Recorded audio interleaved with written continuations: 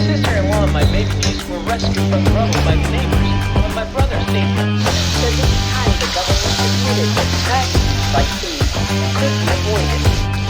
With our action comment, we realized that the landslide with her husband and one-month-old herd will threaten due to the flood victims.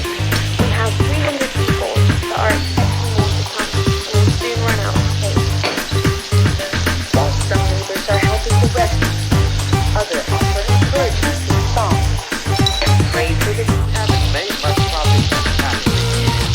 There are more new houses, and many people think there will be more houses, but that isn't the case. The reality In addition to that, there was COVID, other symptoms.